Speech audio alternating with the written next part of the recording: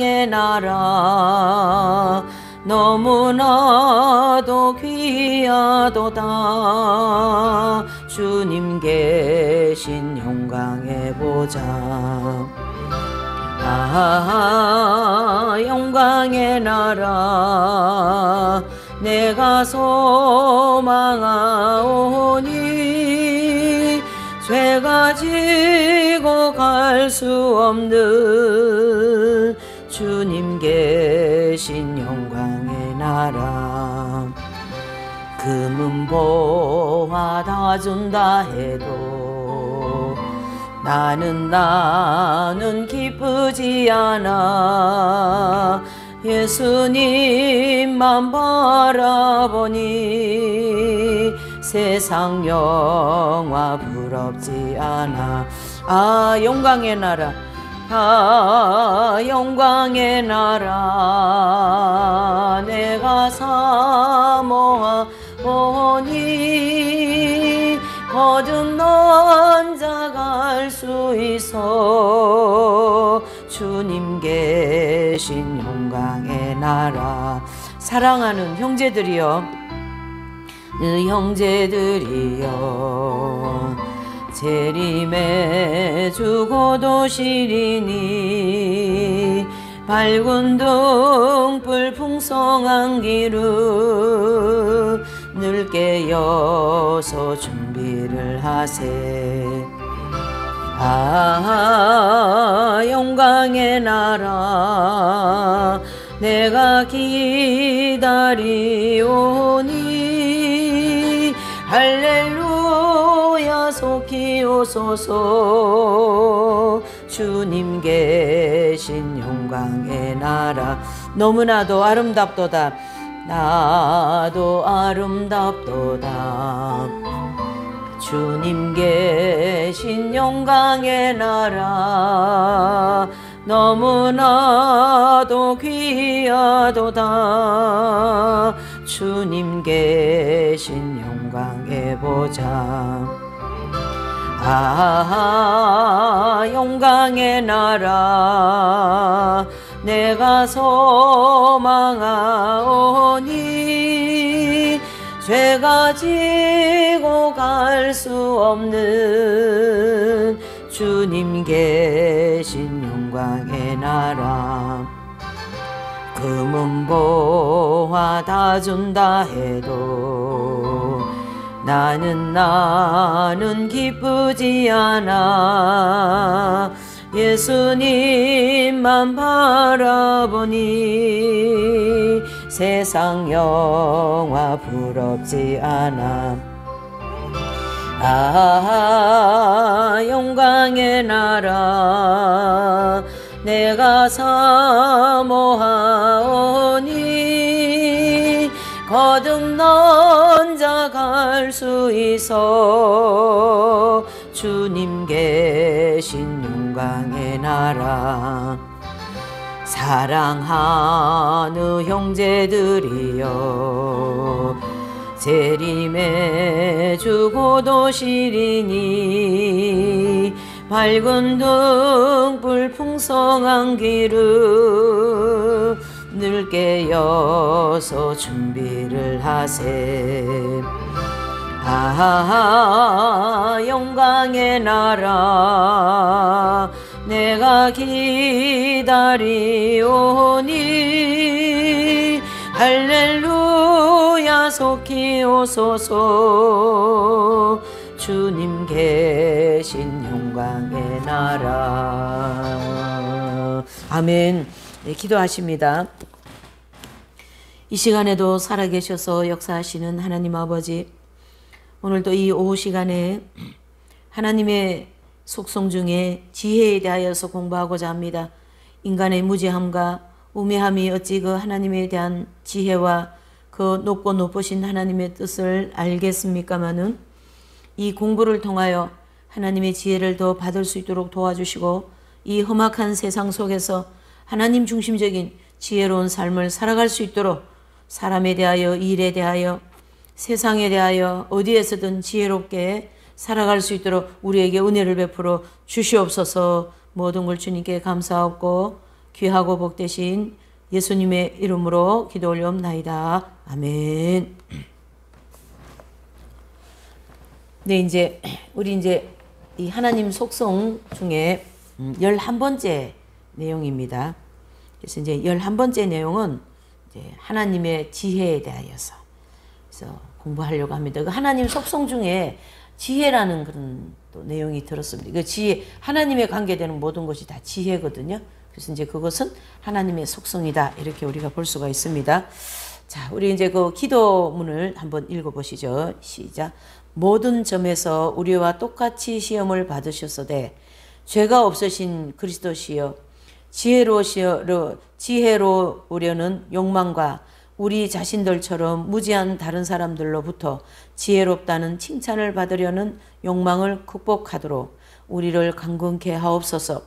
우리가 우리의 어리석음으로 부터뿐 아니라 우리의 지혜로부터 돌이켜 하나님의 지혜여 하나님의 능력이신 주께 피하여 가나이다. 아멘. 그래서 그 하나님의 지혜에 관한 이 짧은 우리 이 연구는 이 연구를 위해서 먼저 하나님에 대한 그 믿음으로부터 시작해야 된다라는 거예요. 그래서 하나님의 지혜에 대해서 우리가 공부하고 그분의 지혜에 대해서 알려고 하면 먼저 하나님께 대한 그 믿음이 필요하다. 그런 뜻이죠. 그래서 우리는 그 고정관념에 따라 믿기 위하여 이해를 추구하는 것이 아니라 이해하기 위해 믿기를 추구하는 것이다. 자, 무슨 말이냐면 우리는 이렇게 고정관념을 가지고 있어요. 그래서 이 고정관념 때문에 하나님의 그 무궁무진한 지혜와 그 은혜를 오히려 차단시키는 경우가 많아요. 그러니까 이 본문에서 하나님에 대한 믿음을 먼저 가지고 그냥 순수한 믿음을 자기 생각을 다 내려놓고 가지고 그 고정관념에 따라 그 믿기 위하여 이해를 추구하는 것이 아니라 내 고정관념, 다른 말로 하면 나 중심적으로 하나님을 믿고 이해하려고 그렇게 추구할 것이 아니라 오히려 반대적으로 이해하기 위해 믿기를 추구하는 것이다. 하나님을 이해하려면 먼저 믿어야 된다는 얘기죠. 믿고 보자 이래 봐야 되겠죠.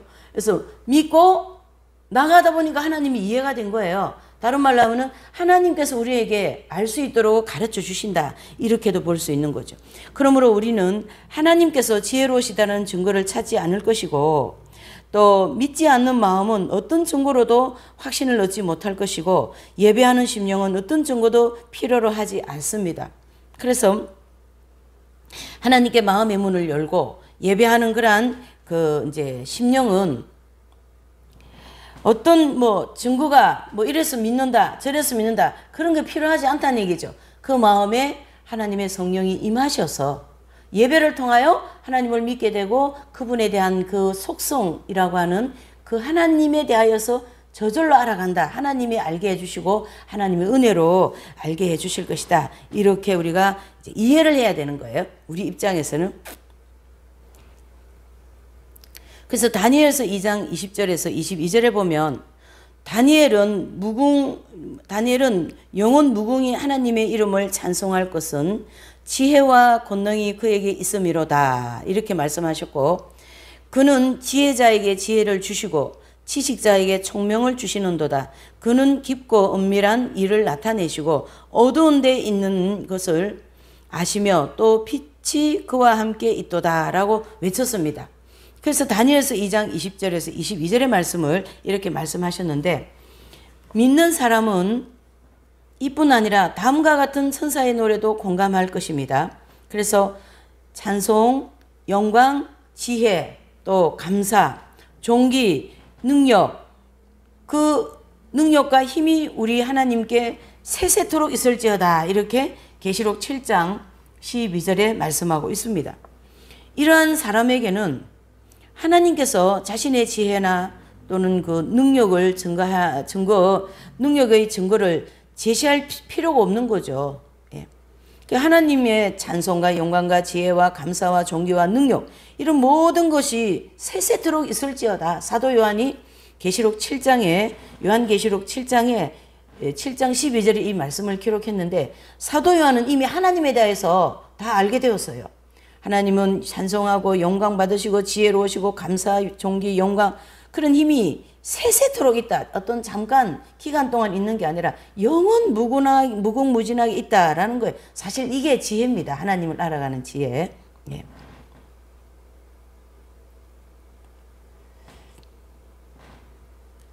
그래서 이 기독교 신학이 하나님은 지혜로우시다고 이렇게 연명할 때 이것이야말로 표현하거나 표현할 수 있는 것보다 굉장히 더 큰 의미를 가지고 있어요. 왜 그런가 하면 그것은 너무 무거워서 짓눌리는 어떤 불가해한 완전성의 개념을 상대적으로, 그렇죠? 상대적으로 연약한 언어에 이렇게 집어지으려고 하기 때문에, 그러니까 그 인간의 언어 속에 하나님에 대한 것을 또는 하나님의 지혜를 이렇게 가둬 놓으려고 한다. 그건 안 된다. 이런 뜻이에요. 불가능하다. 그런 뜻입니다. 그 지혜가 무궁하시도다. 시편 14장 147절 5절에 그렇게 말씀합니다. 그래서 다윗은 그 하나님의 지혜에 대해서 무궁무진하다. 끝이 없다라는 거예요. 라고 시편 기자는 말씀했고, 이것은 바로 신학이 여기에 표현하려고 하는 무한성을 가르치게 한다. 하나님의 지혜는 무한하다. 인간의 필설로서 여기까지 하나님의 지혜, 여기는 하나님의 지혜가 아니고 이렇게 얘기할 수 없다라는 거죠. 무궁무진하기 때문에 시편 기자도 이렇게 표현할 수가 있는 거죠. 우리가 성경에 나와 있는 이 성경 기자들 있죠. 다윗이라든가 또 요한계시록을 기록한 요한이라든가 또 요한복음을 기록한 사도 요한이죠. 이런 성경 기자들은 보면 이 하나님의 속성에 대해서 정확하게 꿰뚫고 있어요. 그래서 이런 글을 쓸 수 있고 성경을 기록할 수가 있었던 거죠. 그래서 많은 연단을 받으면서 이분들은 다른 말로 하면은 처음 익은 열매들, 하나님의 생명이 합일되고 하나님의 그 가나서 충분하게 알 수 있는 분들을 통하여 성경을 기록하게 하셨거든요. 그래서 여기 시편 47장 5절에도 또 계시록 7장 12절에도 하나님은 영원 무궁하시고 지혜와 감사와 존귀와 능력이 무궁무진하시다. 또 시편 147편 5절에도 그 지혜가 무궁하시다. 이런 말을 쓸 수 있는 것은 하나님에 대해서 그만큼 안다. 이렇게 볼 수가 있는 거죠. 이렇게 무한한이라는 말이 독특한 것을 묘사하고 있기 때문에 그것은 수식어들을 가질 수 없다. 독특한 혹은 매우 무한한이라는 이라고 말하지 않고 무한 앞에서 우리는 그냥 침묵을 지키면 되는 거죠. 그 하나님의 무궁무진한 영원무진한 그런 지혜라든가 모든 것에 그 무한함 앞에서 우리는 그냥 침묵을 하는 것이 맞는 거예요. 그 무한한 앞에서 어떻게 무엇을 하나님 이거는 뭐예요? 뭐예요? 해가지고 가르쳐 주면 못 알아들어요. 우리는 하나님에 대하여서. 예. 안다고 하는 건 그건 엄청난 교만이죠. 엄청난 교만이죠. 그래서 우리는 그 무한한 앞에서 침묵을 지키게 된다. 물론 하나님께서 피조물에게 그들의 최고의 선이 요구하는 대로 어느 정도 주신 2차적인 창조된 지혜가 있어요. 예, 어떤 피조물의 혹은 어떤 피조물의 지혜는 하나님의 한없는 지혜와 비교하면 애처로울 정도로 작습니다. 우리 피조물이 가지고 있는 지혜는요, 하나님의 그 무궁무진한 지혜에 비교하면 애처로울 정도로 작다라는 거예요. 참, 또 좀 심하게 말하면 불쌍하다 이렇게 봐야 되겠죠. 네. 이런 이유로 해서 사도가 하나님을 가리켜 홀로 지혜로우시다. 이렇게. 사도는 이런 하나님을 향하여 홀로 지혜로우시다. 이렇게 표현한 거죠. 그 말이 정확하다. 즉 하나님은 지혜 그 자체이시고 사람들이나 천사들의 빛나는 모든 지혜는 하늘에 계신 자존자의 보호자로부터 흘러나오는 창조되지 않는 광의의 반사에 불과하다라는 거예요. 그게 다 하나님 손을 통하여서 천사도 빛도 다 나왔다. 그 근원이신 분이시죠. 하나님은. 하나님이 무한한 지혜로우신 분이라는 관념은 우리 모든 진리의 기초이고 이것은 하나님에 대한 다른 모든 믿음의 온전함을 위해 없어서는 안 될 신앙의 밑거름이다라는 거예요. 하나님은 무궁무진하신 분입니다라고 우리는 믿어야 된다. 그러니까 그게 신앙의 밑거름이다. 무궁무진한 분이라는 걸 믿는 것이 신앙의 밑거름이다. 이런 뜻이죠. 그래서 하나님은 피조물에 관해 관계없이 동일한 분이시기 때문에 그분에 대한 우리의 견해에 의해 영향을 받지 않으신다. 그러나 우리의 건전한 도덕성은 완전한 지혜를 또 전적으로 우리의 창조자와 유지자들에게 돌리기를 요구한다. 그 하나님의 지혜를 하나님께서는 우리 이제 피조계에 주시기를 원하고, 또 하나님은 그 창조자의 유지자에게 돌리고, 우리가 그 하나님께 지혜를 받은 걸 가지고 하나님께 영광을 돌리기를 원하신다, 이런 뜻이죠. 그래서 이렇게 하기를 거절하는 것은 우리의 짐승과 구별시키는 우리 속에 있는 바로 그 도덕성을 거역하는 것이다. 이게 바로 뭐냐면, 우리가 이게 영적이지 않고요, 육성대로 살면 짐승이나 마찬가지다. 그러니까 사람들이 막 너무 인간 이하의, 상식 이하의 생활을 하면 그 사람을 뭐라 그래요? 짐승이라고 그러잖아요. 짐승같이 산다, 짐승 같다, 이렇게 얘기한 것처럼 우리 인간이 자기 속성대로 있는 이 인간은 도덕성을 빼버리면 인간은 짐승 같다라는 거예요. 그러나 짐승과 구별하기 위하여서 우리에게 하나님께서 특별한 도덕성을 주셨어요. 그 도덕성 자체가 지혜다라는 거예요. 하나님으로부터 나온 지혜다, 이래 볼 수가 있는 거죠.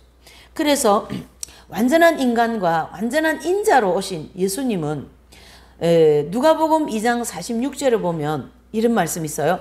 아이가 지혜가 자라서 자란다. 그래서 듣는 자가 다 그 지혜와 대답을 귀히 여기더라. 그래서 예수님이 이 땅에 오셔가지고 이제 아기로 탄생하시고 아이가 이제 자라잖아요, 몸이. 그런데 그 몸이 자라는 것만큼 지혜도 막 자라는 거예요. 그래서 12살 때 성전에 들어가셔서 그 바리새인과 서기관들 앞에서 하나님 말씀을 쫙 이렇게 이사야를 읽으면서 하실 때 그 당대에 있던 사람들이 이 지혜가 어디서 났는고 이렇게 얘기하시잖아요. 이와 같이 예수님은 인간의 완전한 형상으로 오신 분이잖아요. 완전한 인간이면서도 완성되어진 인간의 모습으로 오셨습니다. 그 완성되어진 인간의 모습에 어떻게 해요? 지혜가 있더라는 거죠. 그래서 우리가 교회 시대 이긴 자들이나 성인들에 대한 공부를 하다 보면 그분들은 많은 광야의 연단을 받으면서 하나님의 뜻을, 이것이 선이고 이것이 악이고 라는 것을 이제 분별하면서 그것을 추구하면서 하나님과 일치, 합일의 경지에 들어가신 분들로서 그분의 생명이 그 영의 깊은 지성소에 직접 들어오셨기 때문에 그 생명을 통하여 지혜가 풍성한 거예요. 하나님, 즉 천상의 지혜가 내려왔다, 이렇게 보시면 됩니다. 그래서 이제 여기 본문에 보면 인간 그 속성에서 그 짐승과 분리시키기 위해서 인간에게 도덕성을 주셨어요. 이 도덕성이 되게 중요한데요. 자, 보시면 성경에서 지혜라는 말이 하나님과 훌륭한 사람들에게 사용될 때에는 항상 강한 도덕적인 의미를 지니고 있습니다. 그것은 순결과 사랑과 선을 함축하는 것이고, 단순히 약삭빠르다는 뜻의 지혜는 종종 악한 사람들에게 이렇게 붙여지고 있으나 그러한 지혜는 패역하고 그릇된 것이다. 세상 사람들도 지혜로운 게 굉장히 많거든요. 근데 그거는 하나님에 관계없는 인간적인 지혜이기 때문에 하나님께서 그거는 악하게 보는 거예요. 그리고 지혜로운 건 오히려 내 중심적인 거, 내 속에 악함에서 나온 그러한 지혜라고 볼 수가 있는 거거든요. 그래서 이 두 종류의 지혜는 끊임없이 충돌합니다. 그래서 하나님의 지혜와 인간의 지혜가 계속 충돌한다라는 얘기입니다. 시내산이나 갈보리의 높은 정상에서 볼 때에 세계의 모든 역사는 하나님의 지혜와 또 사탄과 타락한 인간들의 교활, 그렇죠? 교활 사이에서 벌어지는 투쟁에 불과하다는 것을 발견할 수가 있습니다. 그 투쟁의 결과는 명백한 거예요. 그것은 바로 불완전한 것은 결국 완전한 것 앞에 없어질 수밖에 없는 거예요. 우리 인간이 아무리 뭐 내가 경험도 많고 성경도 많이 알고 또 뭐 내가 뭐 영적으로 어느 정도 성장하고 내가 조금이라도 뭐 다른 사람보다 잘 살았다고 한다고 한들 그것은 불완전하다라는 거죠. 그 불완전함에 완전한 하나님 앞에 보면 저절로 없어질 수밖에 없어요. 그냥 없어지는 거죠. 네. 하나님께서 지혜자들을 그들 자신의 관계로 붙잡으실 것이며 총명한 자들의 명철을 피하시겠다고 경고하셨습니다. 바로 하나님께서 지혜자들을 그들 자신의 관계로 붙잡으실, 즉 인간적인 그 지혜에 잡혀있고 내가 이 정도로 살면 되지. 그거 다 바리새인이요. 그 당대에 제사장들이었잖아요. 자기들이 율법에 흠이 없이 살고 그냥 제사장이라고 더 이렇게 있으니까 무슨 그 착각에 빠진 거죠. 착각에 빠진 거죠. 그래서 예수님을 못 알아봤어요. 그러니까 예수님을 십자가에 못 박아 죽이는 그런 엄청난 죄를 범하게 되는 거죠. 우리가 하나님 앞에 겸손해야 돼요.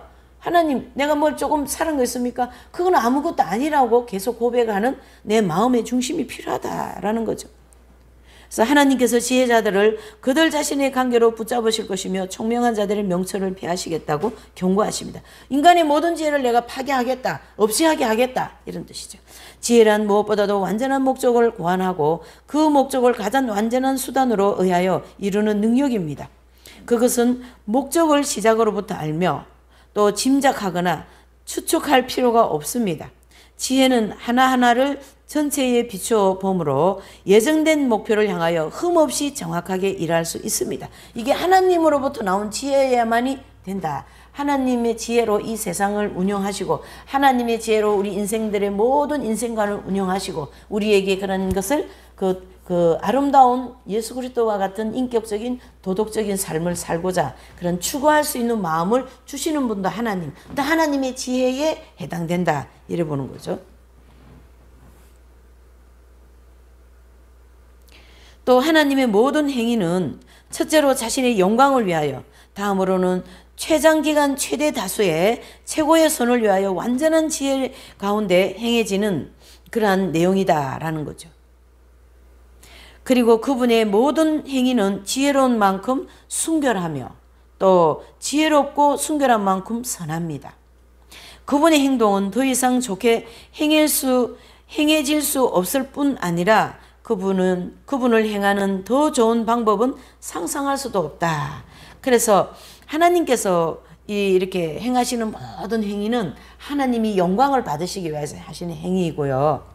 또 그 행위는 순결하시고 지혜롭고 선하시고 말이죠. 예. 인간은요, 지혜롭게 한다 하죠. 굉장히 교활합니다. 인간은 자중심적이고 내 이익을 위하여, 내 유익을 위하여 그렇게 지혜롭게 일을 처신하는 거 어느 때는 눈에 보일 때가 있어요. 그게 참 보는 것이 오히려 더 역겹습니다. 그런 것은 인간으로부터 나온 지혜. 그거 말고 지금 여기서 얘기하는 그 하나님의 지혜는 바로 하나님이 영광을 받기 위하여 쓰고 그 지혜 안에는 순결과 또 어떤 그 선한 그런 그것이 그 속에 가득 들어있다, 이래 보는 거죠. 그래서 주님이 하시는 모든 방법은 깨끗하고 순결하고 순수하고 정확하다, 이래 볼 수 있는 거죠. 무한히 지혜로우신 하나님은 유한한 피조물에 의하여 개선될 수 없는 방식으로 일하신다. 하나님이 일하시는 방법은 인간이 바꿀 수가 없어요.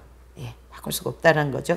그래서 오 주여, 주의 작품은 얼마나 다양한지요. 주께서는 지혜로 그 모든 것을 지으셨나이다. 땅은 주의 보호로 충만하나이다.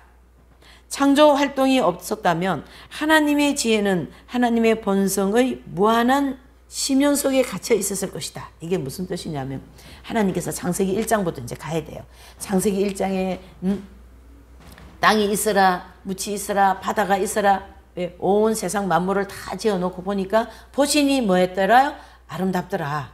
예, 그렇게 하시고 또 보니까 이걸 다스릴 수 있는 그런 사람이 필요한 거였죠. 하나님 보실 때. 그래서 그 다스릴 수 있는 아담과 하와를, 사람을 탁 만들어 놓으니까 그것이 바로 하나님의 형상의 모양이더라. 그래서 주님이 그렇게 또 피조물의 사람을 만들어 놓으시고 보시니 뭐했더라요? 좋더라, 이렇게 말씀하고 있는 거예요. 네. 그런데 하나님의 지혜에서 나왔는데요, 이 모든 창조를 하지 않으셨다면 하나님의 지혜는 하나님께 이렇게 묻혀 있었을 건데 창조를 하심으로써 하나님의 지혜가 드러났다, 이렇게 볼 수 있는 거죠. 하나님께서 피조물을 즐기시고 그들도 그분을 기뻐하도록 하시기 위해 피조물을 존재케 하셨습니다. 그래서 창세기 1장 31절에 보면 하나님이 그 지으신 모든 것을 보시기에 심히 좋았더라, 이렇게 말씀하신 거죠. 네. 얼마나 아름다웠겠어요. 참 섬세하시고 뭘 만들어내면 아름답고 이쁘고 아주 깔끔하고 순결하고 그렇게 만들어내시거든요. 그 솜씨가 자연 몸으로 보시면 아시잖아요. 저 꽃들도 자연 그 모든 것들을 물 밑에도 얼마나 아름다운 것이 많습니까? 그런 하나님의 그 아주 아름다운 솜씨로 만들어 놨으니 얼마나 아름다웠겠냐 이렇게 볼 수 있는 거죠. 지난 세기 동안 이렇게 많은 것들이 이토록 잘못되어 보이는 이 세계에 기본적인 지혜가 있음을 믿을 수 없다고 주장한 사람들이 많이 있습니다. 이 세상에 있는 사람들은 그 하나님의 그 세계의 그 지혜를 잘 인정하지 않으려고 그럽니다. 하나님 믿지 않는 사람들은 또 이제 그런 그 불신자들 내지는 그 신앙이 없는 분 그런 사람들 있잖아요. 그래서 그 볼테르는 자기의 저서 캉디드에서 이런 말을 했어요. 팡글로스 박사라고 부르는 한 철저한 낙관주의자를 소개하며 그의 입을 통하여 가능한 모든 세계 중에서 최선의 세계, 철학을 위한 모든 논중을 편다. 물론 프랑스의 냉소적인 사람들은 그 노 교수의 철학이 우스꽝스럽게 보이도록 공경에 빠뜨림으로써 짜릿한 기쁨을 맛보았다. 뭐 이런 일이 있었던 것 같아요. 그러나 삶에 대한 그리스도인의 견해는 충분한 이유를 달고 있는 팡글로스 박사의 그것보다 아주 현실적이다. 그것은 이 세계가 현재로서 가능한 모든 세계 중에서 최선의 세계가 아니라 인간의 타락이라는 일대 재난의 그림자 아래 놓여 있기 때문입니다. 그래서 영감을 받은 성경 저자들은 온 피조계가 지금 타락의 거대한 충격 밑에서 신음하며 진통하고 있다고 주장하고 있습니다. 바로 공중권세 잡고 있는 이 악의 영들을 위하여 이 자연과 세계와 사람들이 거기에 이렇게 밑에서 신음하고 있다라는 거죠. 그들은 충분한 이유를 제공하려고 시도하지 않습니다. 그들은 피조물이 허무한데 굴복하는 것은 자기의 뜻이 아니요 오직 굴복해 하신 이로 말미암으니라라고 이제 로마서 8장 20절에 주장을 했습니다. 여기에서 하나님의 방법을 정당화하려는 사람들의 그 노력은 필요치 않습니다. 하나님의 방법을 인간 입장에서 뭐 정당화하고 뭐 그 필요하지 않다라는 얘기죠. 그는 그의 사실에 그 단순한 선언이며 충분하다. 하나님의 존재가 그것 자체의 방어이기 때문이죠. 이게 무슨 얘기냐면요. 인간의 지혜라든가 이 인간의 모든 이 인간 세계 이런 일들이 있잖아요. 그것을 뭐 이거는 맞고 이거는 틀렸고 하나님이 맞고 하나님이 인간이 맞고 그런 것이 그것을 제압하는 데는 그냥 하나님 자체가 존재하면서 다 제압이 되어버린다 이런 뜻입니다. 하나님 자체가. 그래서 하나님의 자체는 거짓된 것에 대응하기에 적절한 위대하신 분이다. 그렇죠? 그러나 우리의 모든 눈물에는 희망이 있습니다. 그리스도께서 승리하시는 시간이 이르면 고통하는 세계는 하나님의 아들들의 영광스러운 자유로 뚜렷이 나타날 것입니다. 그래서 독생성자 예수님을 통하여 십자가를 통하여 완전하게 지어놓으신 그 속죄원초 그걸 통하여 모든 인간들을 새롭게 정화하고 깨끗하게 순결하게 하여서 하나님의 형상을 회복하게 될 때 그러한 영광스러운 자유로 뚜렷하게 나타나게 된다. 새로 지음을 받은 사람들에게 있어서는 황금의 시대가 과거가 아니라 미래일 것이며 그 시대가 도래하며 우주는 하나님께서 우리를 위하여 베푸신 지혜와 명철에 참으로 뭡니까? 놀랄 것입니다. 그동안 우리는 우리의 구주시며 지혜로우신 유일하신 하나님께 소망을 두고 그분의 선한 목적이 서서히 이루어지기를 우리는 어떻게 해요? 늘 인내하면서 기다려야 돼요. 그래서 히브리서 기자는 인내하는 자가 구원을 받을 것이고 인내하는 자가 구원을 완성할 것이다. 이러한 또 말씀도 볼 수가 있는 거죠. 그래서 이제 눈물과 고통과 죽음에도 불구하고 우리는 우리 모두를 만드신 하나님께서 무한히 지혜로우시며 선하시다고 믿는다. 이게 바로 믿음이에요. 믿는 거죠. 하나님을. 그래서 아브라함이 하나님의 약속을 받고 불신앙으로 흔들리지 않고 신앙 가운데 강건하여 하나님께 영광을 돌리며 그분께서 약속하신 것을 능히 이루실 것을 완전히 확신함 같이 우리는 오직 하나님께만 우리의 소망을 두고 그날이 동토 올 때까지 소망 위에 그 소망을 쌓는다. 우리는 하나님은 어떤 분이신가에 의존합니다. 이것만이 참된 신앙이라고 믿는 나는 믿고 있어요. 저도 믿습니다. 여러분들도 다 믿는 줄 믿습니다. 또 감각적 증거에 의해 의존해야 하는 신앙이라면 그것은 진정한 신앙이 아닙니다. 그래서 요한복음 20장 29절에 보면 예수님께서 가라사대 너는 나를 본 거로 믿느냐 보지 못하고 믿는 자들이 복되도다 이런 말씀하신 거죠. 우리는 말씀을 통하여 자녀를 통하여 하나님이 계시다라는 거 믿는 거예요. 성령님이 도움으로. 그렇게 보지 않고 믿는 자가 더 복되다. 그렇게 보는 거죠. 믿음의 증거는 이 타락한 세상에서 사물이 어떻게 보이든 하나님의 모든 행위는 완전한 지혜 가운데 행해진다라는 거예요. 그렇게 우리 타락한 인간 입장과 이 타락한 사물적인 입장에서 그렇죠? 어떻게 하나님을 보든지 간에 하나님은 이 모든 인간 세계와 이 지구 이 모든 만물을 지혜롭게 이끌어 가신다. 이렇게 그냥 믿으셔야 된다는 얘기죠. 영원하신 성자의 성육신은 하나님의 전능하신 행위의 하나였으며 우리는 이 놀라운 행위가 오직 무한하신 분께만 가능한 완전성 속에서 이루어졌음을 확신할 수 있습니다. 그래서 디모데전서 3장 6절에는요 이렇게 말씀했습니다. 크도다 경건의 비밀이여 그렇지 않다 하는 이 없도다. 그는 육신으로 나타난 바 되시고. 예수님을 이 땅에 인간의 몸으로 보내시는 그 하나님의 지혜. 누가 그거를 감히 평가하며 얘기할 수 있겠냐 말이죠. 이것을 사도 바울이 깨달았기 때문에 디모데전서 3장 16절에 크도다 경건의 비밀이요. 이 경건이라고 하는 이 외형적인 경건보다 내면의 경건 속에 하나님이 이런 역사를 하신 거거든요. 그 하나님의 놀라운 비밀을 알게 해주신다. 속죄도 역시 하나님의 모든 행위의 특징을 이루는 흠없는 지혜로운 완성이다. 속죄복음, 그렇죠. 레위기 16장에 1년에 한 번씩 드리는 구약의 속죄복음, 속죄제사를 신약의 예수님이 오셔서 그 속죄의 복음을 완전한 제사로 그래서 휘장을 찢어버리고 예수 그리스도의 육체를 찢고 그 길을 어떻게 해요? 담대하게 하나님 성전, 즉 지성소에 들어갈 수 있도록 하나님께서 이 일을 행하신 것은 하나님의 지혜 아니고는 아무도 할 수 없다라는 것을 필요가 한 거죠. 그 모든 것에 대하여 우리가 아무리 조금밖에도 이해하지 못하고 있다 하더라도 그리스도의 속죄 사역이 하나님과 사람들을 완전히 화해시켰으며 모든 믿는 자들에게 하늘나라를 열어놓았음을 안다라는 거예요. 그래서 누구든지 믿는 자에게 영생을 주시겠다. 예. 그래서 믿는 자는 영생을 얻으리라 이렇게 주님 말씀하셨잖아요. 얼마나 멋있습니까? 누가 인간이 이런 일을 할 수 있어요? 못합니다. 할 수가 없는 거예요. 예. 우리가 할 일은 설명하는 것이 아니라 선언하는 것입니다.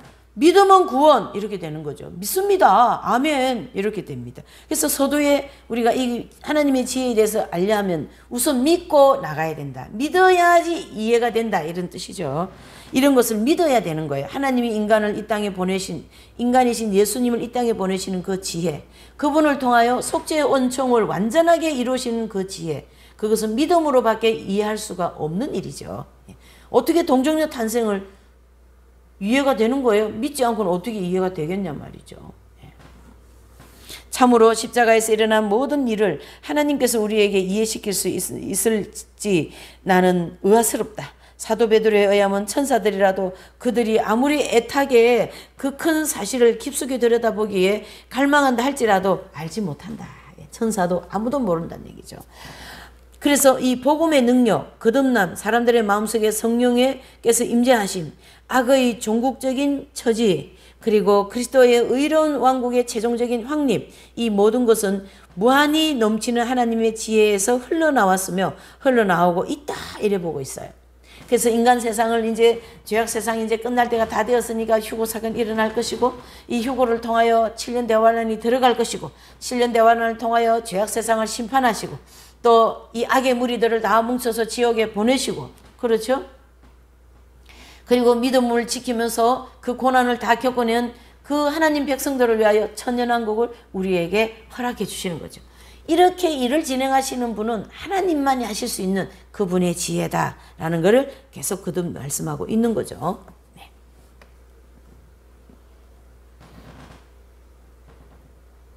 그래서 이 복음의 능력 그리고 거듭남, 사람의 마음속에 성령께서 임재하심, 악의 종국적인 그 처지, 그리고 그리스도의 의로운 왕국. 그렇죠? 악은 종국적으로 다 멸해요, 하나님이. 그래서 7년 대환란 마지막 아마겟돈 전쟁을 통하여서 이 악의 무리를 다 뭉쳐가지고 지옥을 보내고, 이 죄악 세상은 이 2차 전쟁, 3차 전쟁, 4차 전쟁 해가지고 초토화되지 않았었겠어요? 그때 45일을 기다리는 자는 복이 있다 그랬습니다. 그래서 그 45일 동안 이 모든 자연 만물을 복구하여서 가장 아름다운 에덴 낙원 회복이라고 하는 천연왕국을 완성하여서 인간, 우리 모든 믿는 자들에게 주실 거다라는 거죠.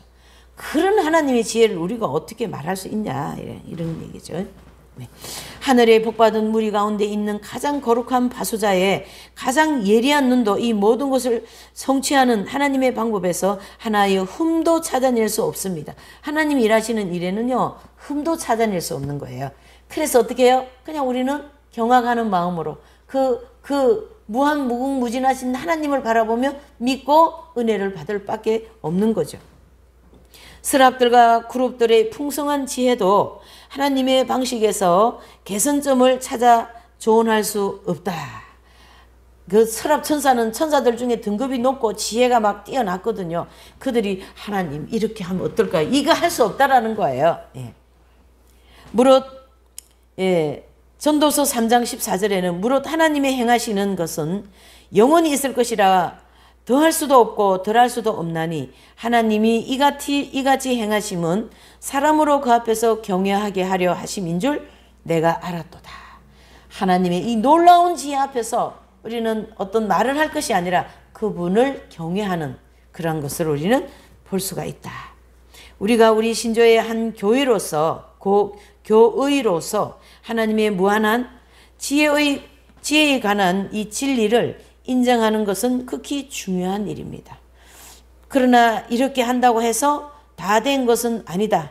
우리는 신앙의 실천과 기도로 그것을 하루하루 경험이라는 현실 속에서 이제 현실 세계 속에서 옮겨가야 된다. 매일매일 주님을 경험하고 렉쇼 디비나라는 말이 있잖아요. 이 렉쇼 디비나는 거룩한 독서라는 뜻인데 그 독서를 하면서 예수님을 알아가는 거죠. 성경을 통하여 예수님을 알아가고 하나님의 지혜를 우리가 알아가고 하나님의 지혜를 받을 수가 있다. 그렇게 볼 수가 있는 거죠.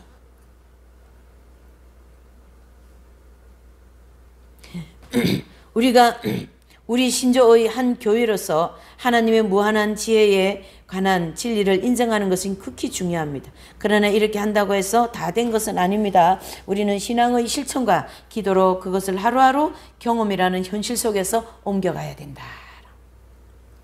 또 하늘에 계신 우리 아버지께서 우리의 현재의 선과 영원한 복리를 위하여 움직이는 섭리적인 환경을 우리의 주위에 끊임없이 베풀어 주심을 실제로 믿는 것은 영혼의 참된 축복을 가져옵니다. 우리들 대부분은 조금 기도하고 조금 계획하고 지위를 위해 술책을 쓰고 또 바라지만 어떤 것에도 확신을 갖지 못하고 혹시 진로에서 탈락되지나 않을까. 그렇죠? 또 항상 은근히 염려하며 인생을 보낸다. 이것은 진리를 버리는 비극이며 결코 심령에 안식을 주지 못합니다. 염려하지 말아야 되는 거예요. 염려하지 말아야 돼. 주님이 다 이끌어 가시고 내가 선택한 거 주님이 뜻이라고 생각하고 선택했잖아요. 그러면 그냥 주님이 이끄는 대로 우리가 믿고 가야 된다라는 거예요. 더 좋은 방법이 있습니다. 그것은 우리 자신의 지혜를 부인하고 그 대신 하나님의 무한한 지혜를 택하는 것이죠. 그래서 우리가 고집스러운 소리 앞에 내다보려고 하는 것은 아주 자연스러운 일이지만 그것은 우리의 영적 성장에 큰 방해가 된다. 다른 말로 하면 자아가 안 깨어지면 하나님 앞에 가지도 못하고요. 이 자아가 깨어져야만이 하나님 앞에 갈 수 있다. 이런 뜻입니다. 성장도 안 돼요. 자아가 안 깨어지면요. 하나님께서는 우리의 영원한 행복에 대한 완전한 책임을 스스로 지시고 우리가 믿음으로 그분께 돌아서는 순간 우리의 삶의 운영을 도맡을 준비를 하고 계십니다. 여기서 그분의 약속이 있다. 바로 이사야서 42장 16절에 보면 내가 소경을 그들을 알지 못하는 길로 이끌며 그들의 알지 못하는 첩경으로 인도하며 흑암으로 그 앞에 광명이 되며 하며 구분대를 곱게 할 것이라. 내가 이 일을 행하여 그들을 저버리지 아니하리라. 아멘. 그랬습니다. 네. 그래서 이 게르하르트 테르슈 테켄이라는 분의 이제 기도를 보면 그대는 눈을 가린 채 그분을 따르도록 하라. 사랑은 알 필요가 없거니와 아버지께서 인도하시는 자녀들은 어디로 가느냐 묻지 않는다. 외로운 항무지가 산맥을 넘어 알지 못하는 길을 지나고 있어도 그렇죠? 그래서 하나님의 그 자녀의 지혜는 하나님께 맡기는 것이 지혜입니다. 우리가 다 하나님께 맡기는 신앙으로 갑시다. 그래서 하나님은 어둠 속에서도 자신을 신뢰하도록 변함없이 우리를 격려하십니다. 굴 속에서, 물 속에서, 물고기 배 속에서도. 그리고 요나를 물고기 배 속에다가 들어가게 해놓고 거기서도 여호와 하나님을 찾게 만드시는 하나님의 지혜. 그래서 이사야서 45장 2절 3절에 보면 내가 내 앞에서 가서 험한 곳을 평탄케 하며 논문을 쳐서 부수며 쇠빗장이를 꽂고 내게 허감 중에 보화와 은밀한 곳에 숨은 재물을 주어서 너로 너를 지명하여 부른 자가 나 여호와 이스라엘의 하나님인 줄 알게 하리라. 이스라엘을 부른 것, 저와 여러분들 개개인을 부르는 것은 바로 여호와 하나님께서 부르셨다. 이렇게 이제 알게 하겠다라는 거고 우리는 그것을 그렇게 알고 믿고 있어야 된다. 이렇게 보는 거죠. 그래서 하나님의 능한 행위가 사람들이나 천사들의 이 기웃거리는 시선을 얼마나 또 벗어나 많이 은밀하게 행해졌는지를 안다면 격려를 받을 것입니다. 그래서 하나님께서 하늘과 땅의 창조하실 때에 흑암이 깊음 위에 있었다. 영원하신 성자께서 육체가 되실 때 동정녀 그 태내에 어두운 가운데 잠시 머무르셨어요. 동정녀 그 성모 마리아 그분의 뱃속에서 예수님은 잠시 머무르셨다. 그러면서 영원하신 성자께서 육체가 되실 때에는 동정녀 태내에 어두운 가운데 잠시 머무르셨다. 그분께서 세상의 생명을 위하여 죽으셨을 때도 결국 아무도 볼 수 없는 어둠 속에서 진행하였다. 그분께서 죽은 자 가운데서 부활하실 때의 시간은 이른 아침 아직 어두울 때였습니다. 아무도 그분이 부활하신 것을 보지 못했다. 마치 하나님께서 이렇게 말씀하신 것 같습니다. 내가 누구인지를 아는 것이 너희들이 중요시해야 할 전부이다. 나는 하고자 하는 바를 하겠다. 그것은 결국 밝혀질 것이지만 그러나 내가 그것을 어떻게 하느냐는 비밀이다. 그러므로 나를 신뢰하고 어떻게 해요? 두려워 말라. 하나님을 두려워하지 말고 하나님 앞에 담대히 나오라고 지금 말씀하고 있는 거죠. 우리의 최고의 복리를 바라는 하나님의 선하심과 또 그것을 계획하는 하나님의 지혜와 그것을 성취하시는 하나님의 능력에 있는데 우리가 무엇이 부족한가? 이러한 처음과 끝이 되시고 알파와 오메가 되시는 그 예수님이 함께 계시는데 무엇이 부족한가? 아무것도 부족한 게 없다. 이렇게 믿고 가야 될 줄 믿습니다. 실로 우리는 모든 피조물 중에서 가장 큰 은혜를 받은 존재들입니다. 그래서 하나님의 선하심, 그 하나님의 지혜, 또 그 하나님의 능력, 이것을 하나님께서 우리에게 어떻게 해요?